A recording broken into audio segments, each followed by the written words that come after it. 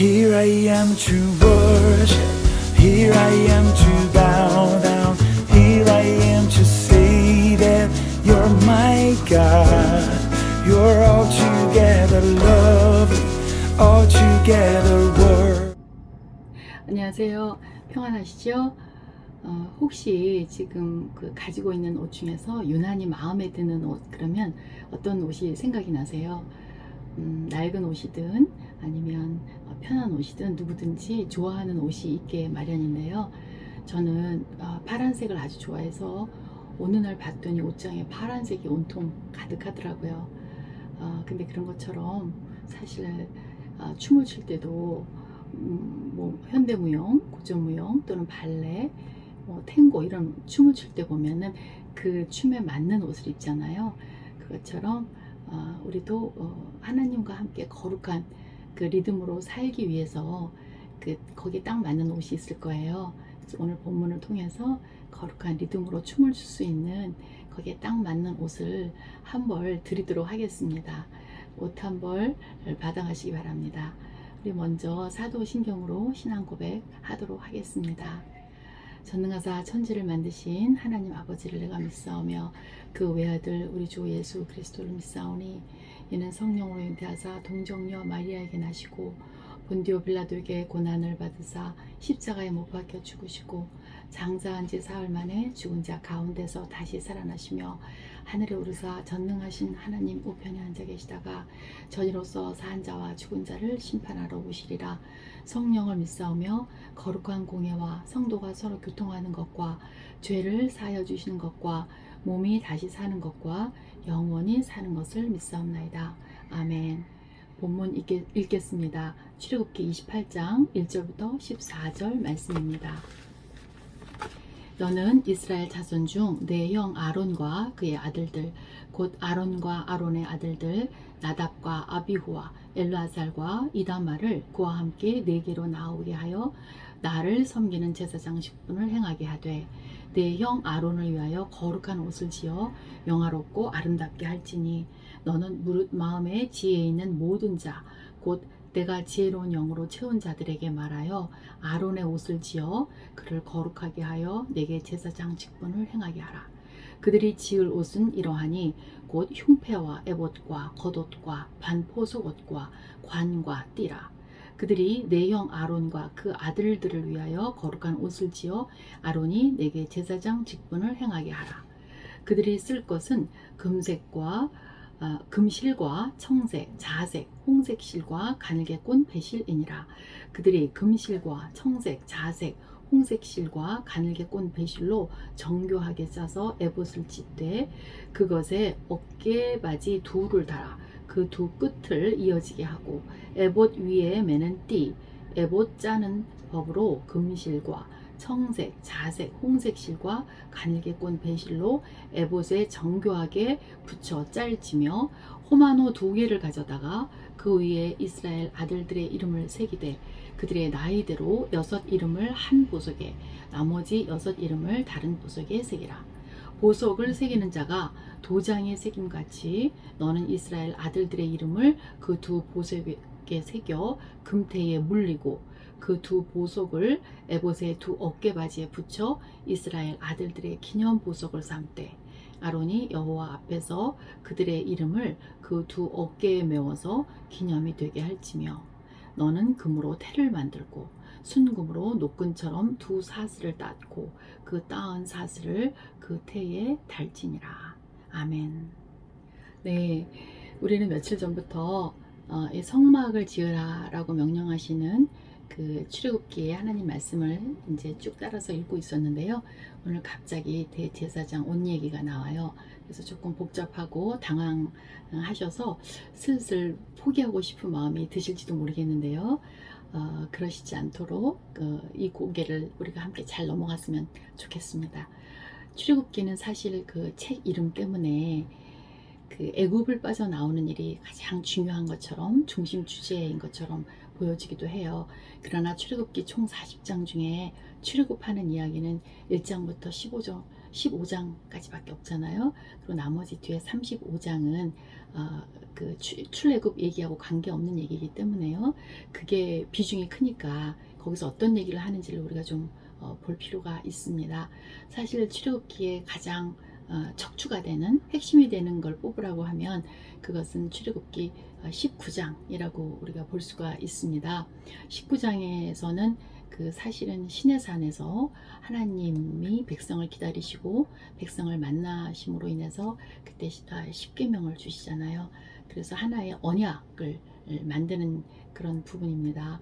그 공적 만남에서 하나님으로부터 언약을 받은 이스라엘 백성들이 이제 하나님과 함께 힘을 합쳐서 하나님 나라를 세워가는 그런 내용이 사실은 출애굽기의 핵심입니다. 그래서 출애굽기의 주제는 어떻게 보면은 하나님 나라를 이루어가는 언약 이렇게 볼 수 있어요.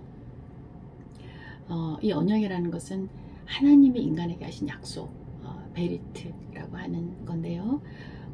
이 언약 내용이 그 19장부터 23장까지 언약이 맺혀진 다음에 그 다음에 이제 25장부터 그 31장까지 하나님이 이제 그 언약을 주셨으니까 이제 그 백성들하고 언약을 지키면서 살 집을 지으라고 말씀하시는 부분이 이제 이 부분이에요. 그래서 신혼집 같은 성막을 우리가 만들어가고 있습니다.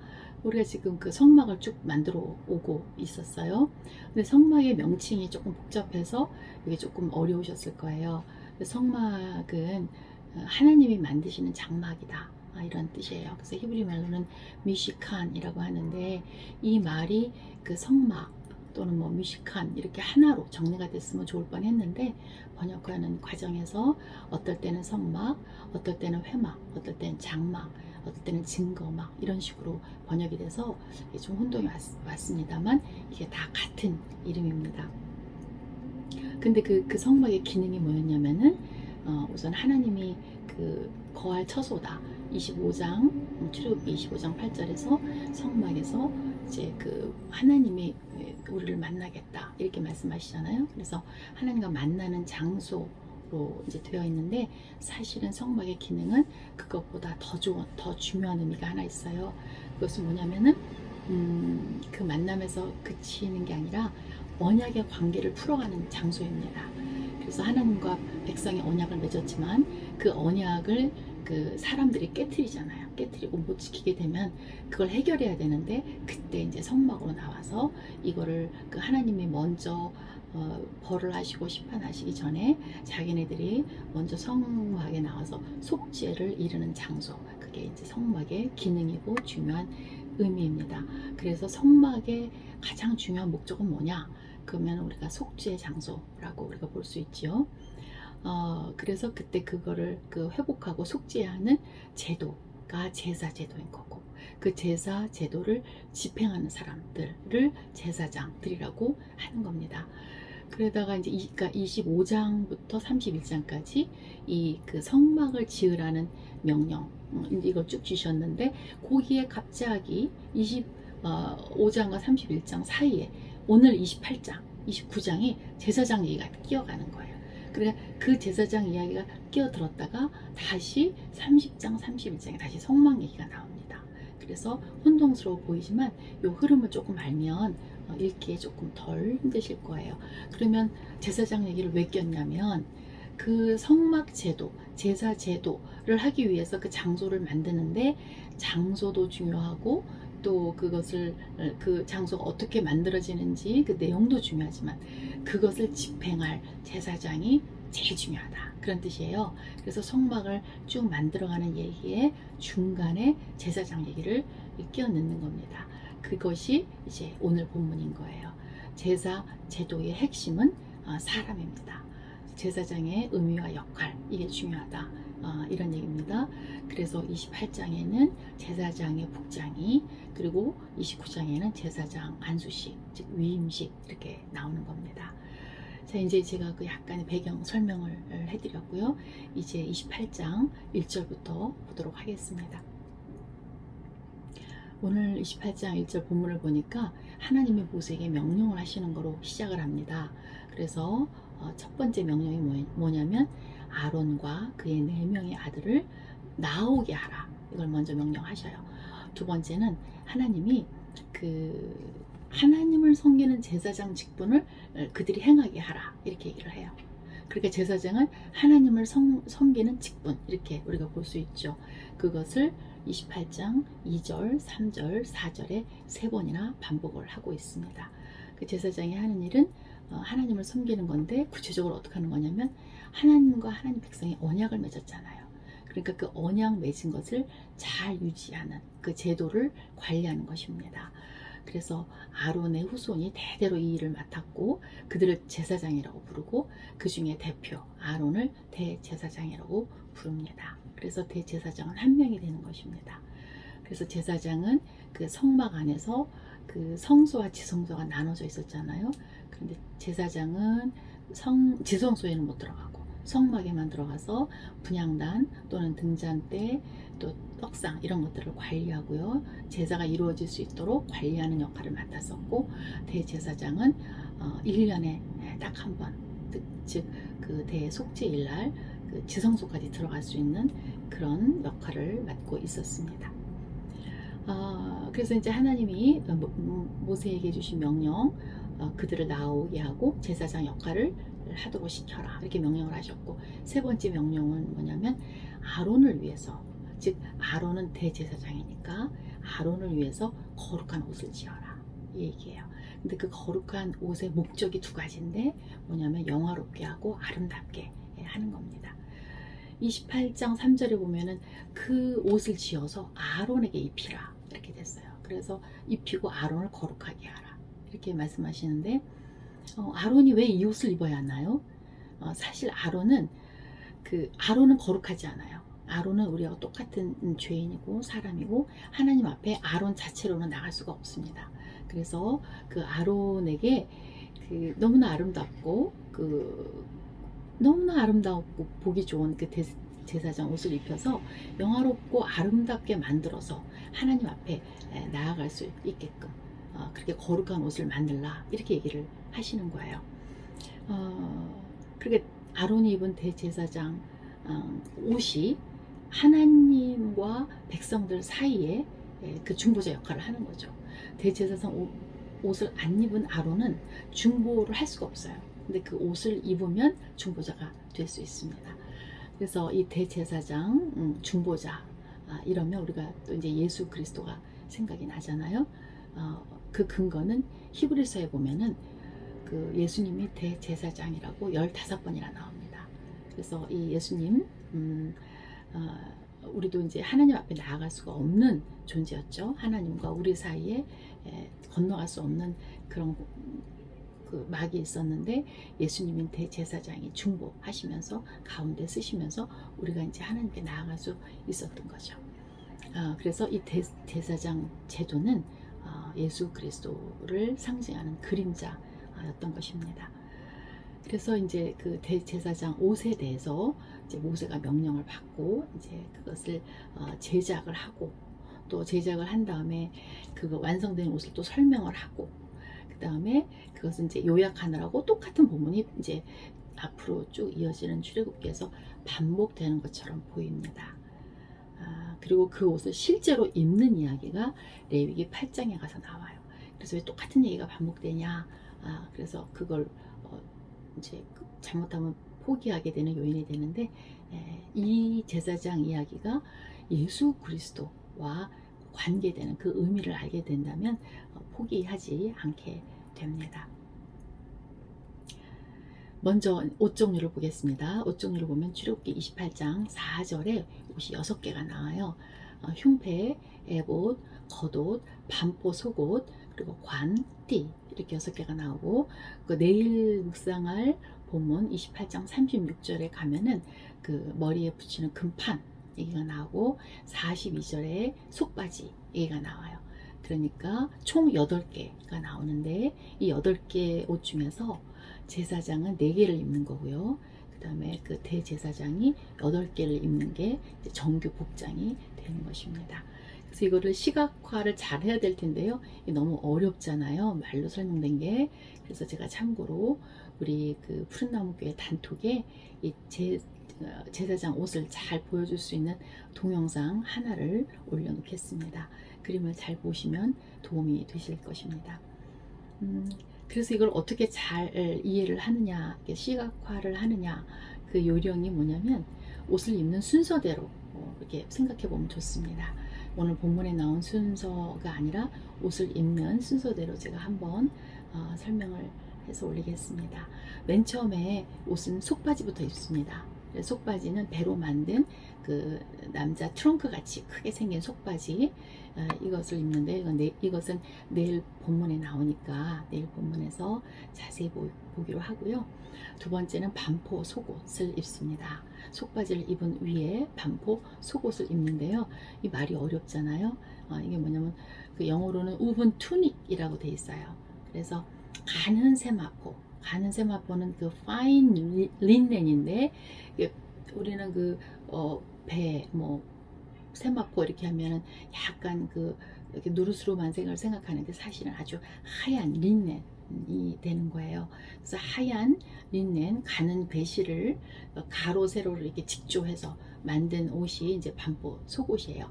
그런데 이제 디자인은 어떻게 하냐면 머리 들어가는 부분만 이렇게 뚫고 그 다음에 전체 옷이 어떤 조각을 입거나 박음질이 없이 이렇게 하나의 통으로 이렇게 되는 옷입니다. 왜 이걸 이렇게 통째로 이렇게 길게 입냐면 이것이 그 하나로 된 하나님의 하나인 하나님의 의로 우리가 구원을 받는다라는 그 의미로 이렇게 긴 옷을 하나로 이렇게 만듭니다. 그런데 이 옷이 예수님이 이 땅에 오셨을 때 입으셨던 옷으로 설명이 되어 있어요. 요한복음 19장 23절, 24절에 보면 이 옷이 이렇게 설명이 되어 있는데요. 군인들이 예수를 십자가에 못 박고 그의 옷을 취하여 네 깃에 각각 나눠 각각 한 깃씩 갖고 속옷도 취하니 이 속옷은 호지 아니하고 위에서부터 통으로 짠 것이라. 군인들이 서로 말하되 이것을 찢지 말고 누가 없나 제비 뽑자 하니 이는 성경에 그들이 내 옷을 나누고 내 옷을 제비 뽑나이다 한 것을 응하게 하려 함이러라. 예수님이 십자가에 돌아가실 때 이 겉옷, 속옷 이게 다 벗겨지면서 이제 모든 신분이 다 벗겨지신 거죠. 예수님이 입고 다니셨던 그 통으로 짠 그 옷이 지금 이 제사장이 입고 있는 반포 속옷이라는 겁니다. 그 다음에 그러니까 속바지 입고 반포 속옷 입고 그 위에 겉옷을 입어요. 이것은 그 에봇 받침 겉옷이라고도 표현이 되어 있습니다. 이거는 색깔이 청색이에요. 제가 좋아하는 청색으로 됐는데 이것도 마찬가지로 목을 넣고 이렇게 조끼인데 긴 조끼처럼 이렇게 툭 걸치는 이제 그런 로브 스타일의 옷이에요. 근데 나중에 이제 여기 보면 오늘 본문에는 안 나오지만 나중에 금방울과 또 실로 짠 석류 모양의 방울을 이렇게 달게 되어 있죠. 그래서 이 옷을 입으면 저 사람이 대제사장이구나 이렇게 알 수 있는 겁니다. 그런 다음에 이제 거기다 에봇이라는 옷을 걸쳐 입어요. 에봇이야말로 이제 오늘 본문에 설명이 잘 되어 있습니다. 28장 5절부터 6절에 보면은 금색실, 청색, 자색, 홍색, 그리고 이제 가늘게 꼰 배실, 이걸 가지고 정교하게 짰다 이렇게 되어 있어요. 근데 이 색을 잘 봐야 되는데 이제 금색실은 영원함, 하나님의 영원함을 상징한다고 우리가 볼 수 있고요. 청색실은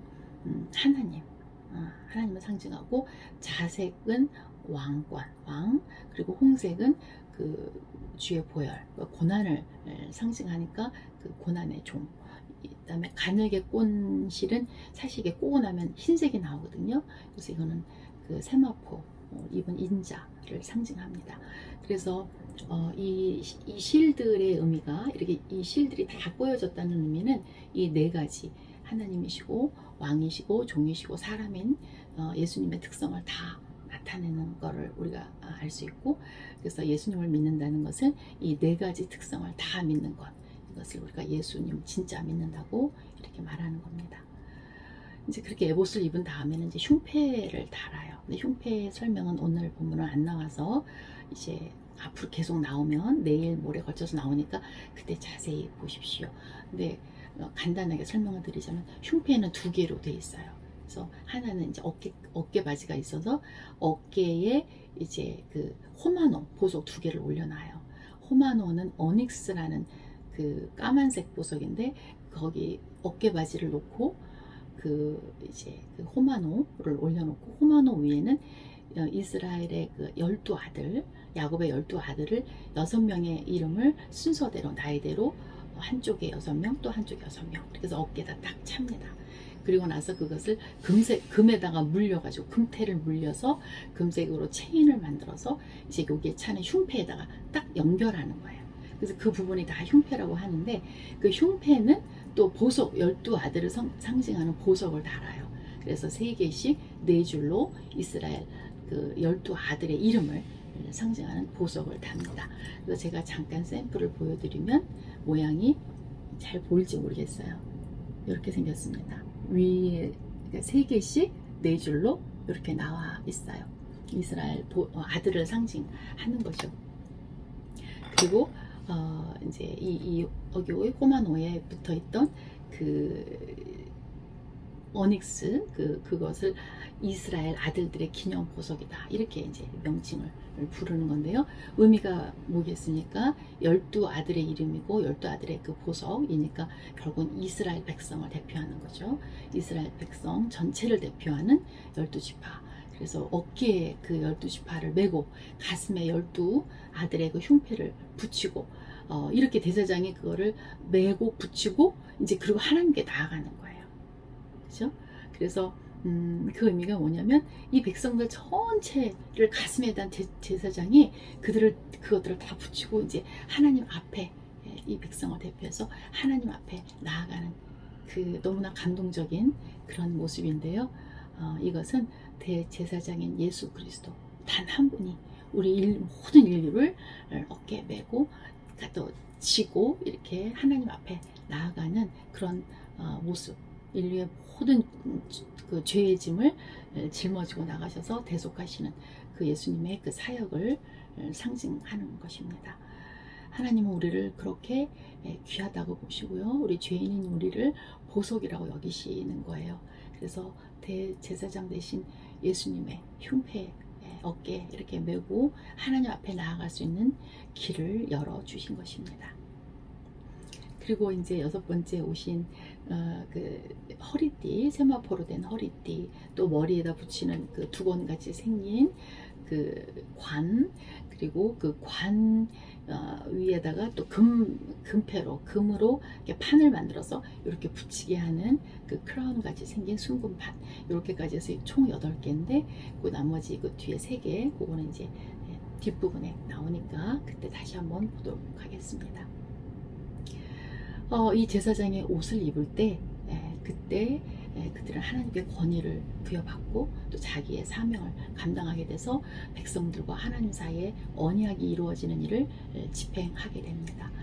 우리 모두가 사실은 대제사장 대신 예수님께서 십자가의 그 한 이로 우리를 구속하시고 구원하셔서 당신이 입고 있었던 그 반포 속옷까지 다 벗겨짐으로 인해서 우리가 하나님께 나아가게 됐잖아요. 그래서 예수님의 죽으심과 함께 연합해서 우리가 죽었고 예수님의 부활하심과 함께 연합해서 우리가 살게 됐습니다. 그래서 우리는 그리스도라는 옷을 입게 된 하나님께 나아가는 제사장들이 된 것입니다.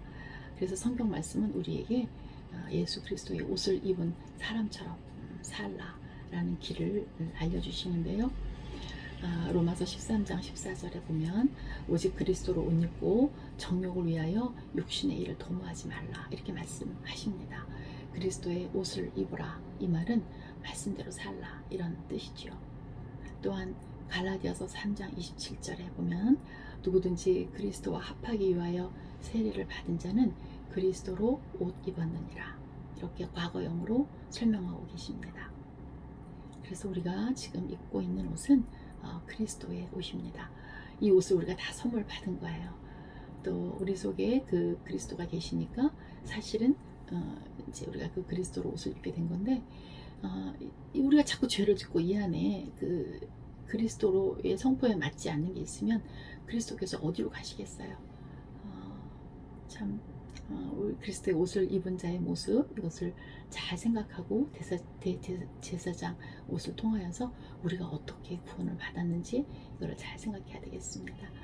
그래서 그리스도의 옷을 입은 자의 모습이 구체적으로 어떻게 되어 있나 제가 한번 묵상해 봤는데요.